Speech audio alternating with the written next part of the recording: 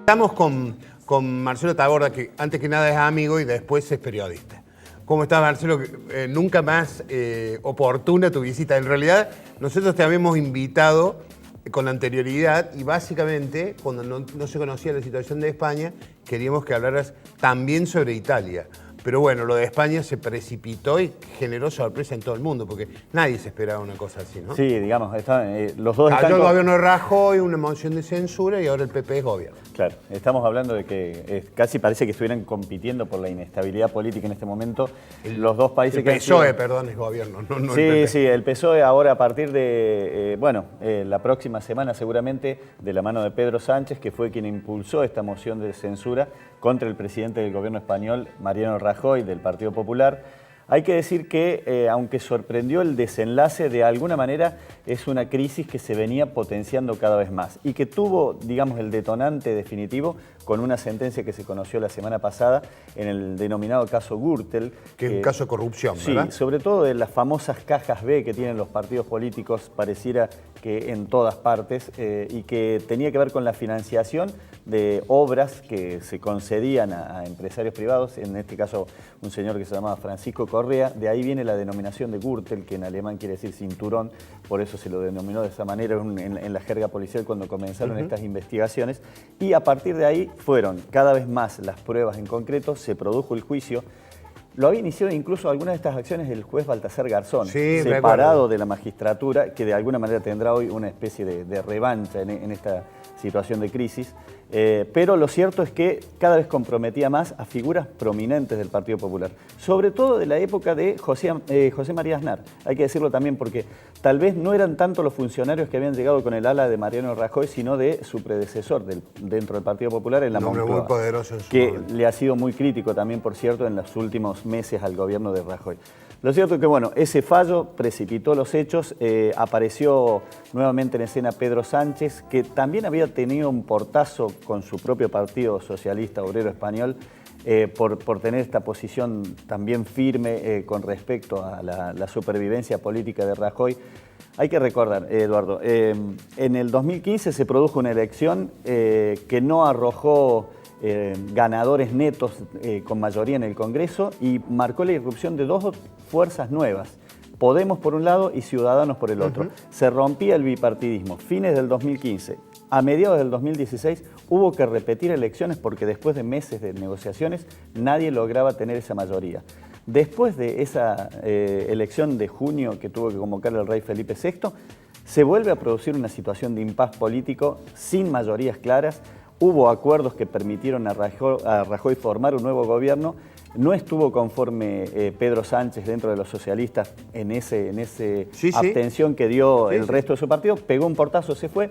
Luego volvió en el 2017, ganó la elección interna del PSOE. Y ahora, incluso en contramano de lo que decían algunos de sus propios partidarios, motivó esta moción de censura que ha llegado con éxito en el día de hoy. Es la primera vez que se da en la historia, ¿no? Es la primera vez que cae un gobierno por una moción de censura, porque normalmente o no prosperaban por la votación, no alcanzaban los votos suficientes, o el involucrado o el apuntado en esa moción, sabiendo que iba a tener el Congreso en contra, se iba antes, renunciaba. Ahora, una pregunta. Yo creo que ni el propio Sánchez esperaba la resolución que se dio hoy. Me parece a mí, sospecho.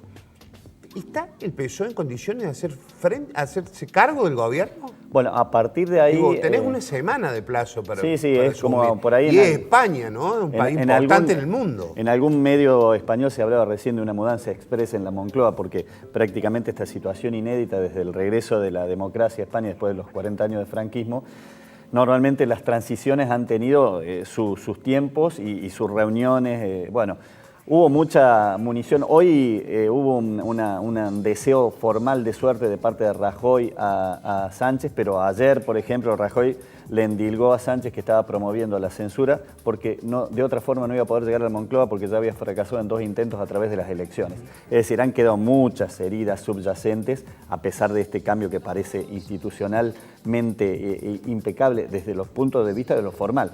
Por abajo hay algunas facturas que se empezarán a pasar, como por ejemplo la ex vicepresidenta de Rajoy, Soraya Sánchez de Santa María, ya le enrostró al PSOE que ha pactado con los nacionalistas, en caso concreto con el nacionalismo vasco, que es quien termina de inclinar la balanza porque eran 5 votos decisivos, y con los independentistas catalanes.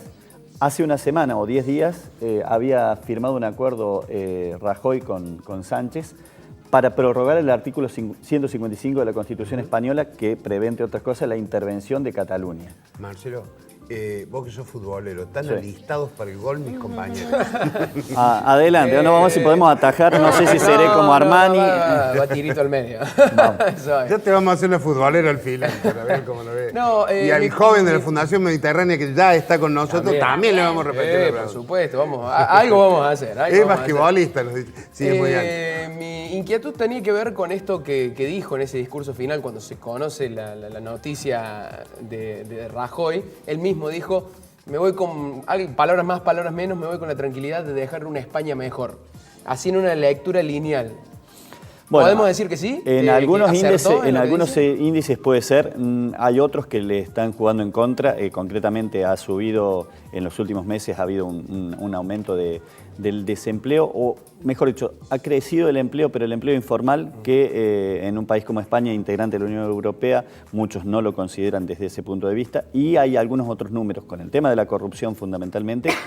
Recuerden, hace muy poco el caso de la autoridad de Madrid, Cifuentes, que no solamente apareció con un título que no era el indicado, sino que apareció casi en un acto de hurto en una tienda comercial. Eso ha dañado mucho la imagen del principal partido de España, al que muchos ya le empiezan a contar las costillas. Sí, porque empiezan a decir que Ciudadanos es la nueva fuerza que va a ir a reemplazar al PP dentro del espectro político español.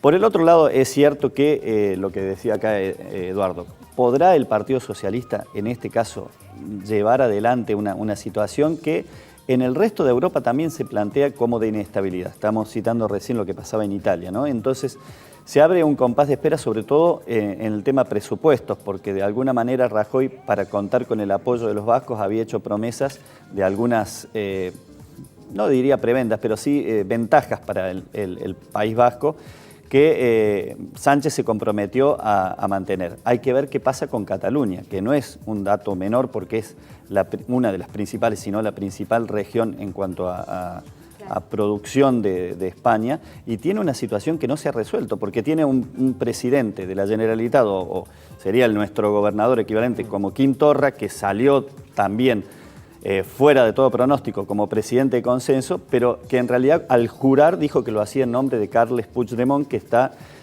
por algún otro país de Europa entre Alemania y Bélgica sin retornar a Cataluña.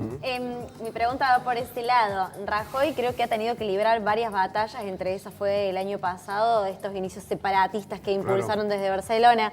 Ahora esta crisis, bueno, ¿qué fue? ¿Falta de mano dura o de poder que tuvo él para que se le presentaran estas alternativas, o mala suerte que tuvo Rajoy? Bueno, los catalanes dirían que todo lo contrario de la mano dura, porque al contrario, en ese momento, para muchos sí hubo un gesto de autoridad al imponer este artículo 155, pero en las formas que utilizó, sobre todo cuando se producía el referéndum del 1 de octubre del año pasado, hizo que el independentismo catalán ganara mucho espacio y mucha fuerza, porque envió a la Guardia Civil a reprimir a las familias, porque esto hay que decirlo, que habían ido a custodiar escuelas para una votación que después iba a tener carácter simbólico, evidentemente, porque todo el mundo le iba a reconocer que no se habían reunido todos los requisitos legales o formales para proceder a esa votación en ese referéndum, y por más que los partidos de Cataluña, tanto del de Puigdemont como Esquerra Republicana de Oriol Junqueras, que hoy está preso,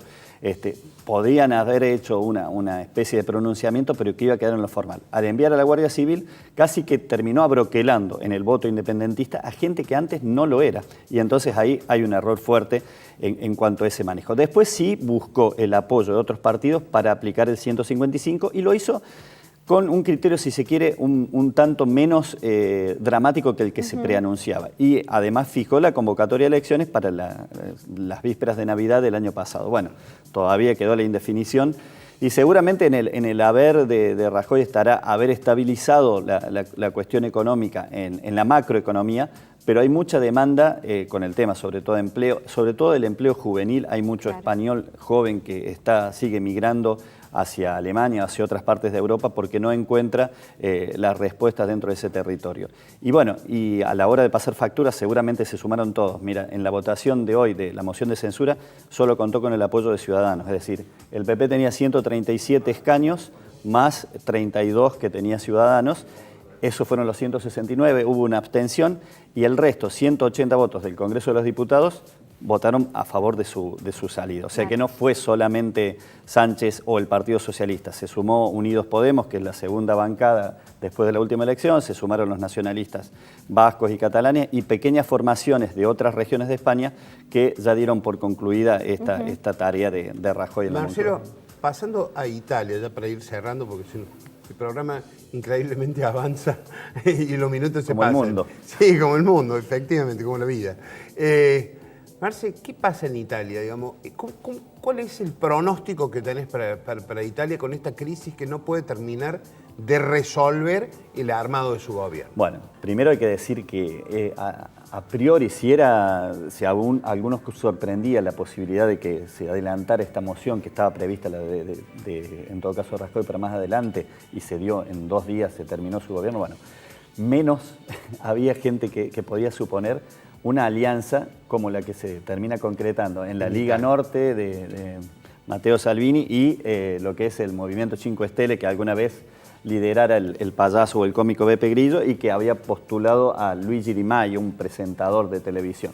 De esa amalgama un tanto extraña, digo es extraña porque a lo mejor comparten cierta visión anti-europeísta, pero entre los votantes de ambas fuerzas estamos desde la ultraderecha de la Liga Norte, anti-extranjeros, digamos secesionistas y al mismo tiempo xenófobos, hasta algunos votantes de izquierda que se habían ido del Partido Democrático para votar a la a 5 Stelle o a las 5 estrellas, tratando de hacer un voto contestatario. Surge este gobierno que además al principio, cuando se está por conformar, nombra a alguien que no es conocido, ni siquiera para el grueso de los propios italianos, como Giuseppe Conte, un hombre de 53 años, perfil economista, pero casi diríamos más de catedrático. Más fuera de la política. Exacto. Y que todo el mundo pensó, bueno, este va a ser como una especie de títere de las dos fuerzas, pero dos fuerzas que pueden entrar en tensión muy rápidamente. Y el presidente italiano, Sergio Mattarella, se opone a que nombren como ministro de Hacienda, ministro de Economía, a alguien que era manifiestamente eurófobo o anti-europeísta, que había prometido sacar a Italia del sistema del euro. Bueno, obviamente, lo que dijo Mattarella, este gobierno no puede prosperar, le bajó el pulgar y parecía que no había gobierno y se volvía a convocar elecciones. Las elecciones fueron el 4 de marzo pasado, se están por cumplir 3 meses ahora. Bueno, cuando parecía, todo el mundo decía, bueno, hay nuevas elecciones, algo que Italia nos tiene acostumbrados de convocar nuevamente a... Bueno, logran armar gobierno. Bueno, ahora parece que se conformó, volvieron a juntar las figuritas, tanto la Liga Norte con 5 Stelle, cambiaron al ministro que decían que no lo iban a bajar por nada del mundo, tomaron a otro ministro que fue aceptado por Mattarella, acaba de jurar Giuseppe Conte que el próximo lunes tendrá que ir al Parlamento a ver si recibe la bendición del Congreso para ver si finalmente forma gobierno. ¿Qué puede surgir de ahí? La verdad que, Eduardo, nadie lo sabe porque con este panorama muchos no dan ni 2 pesos, o podríamos decir no dan ni 2 liras, que ya desaparecieron hace mucho de la escena, por el futuro, la continuidad de ese gobierno, ¿no? Cuando él recién nombró a Beppe Grillo, que era un payaso, me acordé de años mozos en La Voz del Interior, estábamos más delgados y se hacían muchos chistes en la redacción, en la zona de política internacional. Amigo, ¿cómo nos va con la selección? Incógnita. Yo la verdad que en Brasil tenía mucha más expectativa y le tenía una fe ciega. Ahora es como que todo lo que venga me parece que viene por añadidura si pasamos la primera fase, que no comparto lo que dicen algunos que es trámite, para mí va a ser una fase complicada. Sí, claro. Y bueno, y ojalá que nos vaya muy bien, que lleguemos, ojalá que creo que si hay alguien que merece ser campeón mundial con la selección es Lionel Messi. y ya que estamos, que sea también Messi el que nos traiga y que al ladito esté Pablo Dybala también, para los que somos hinchas de Instituto.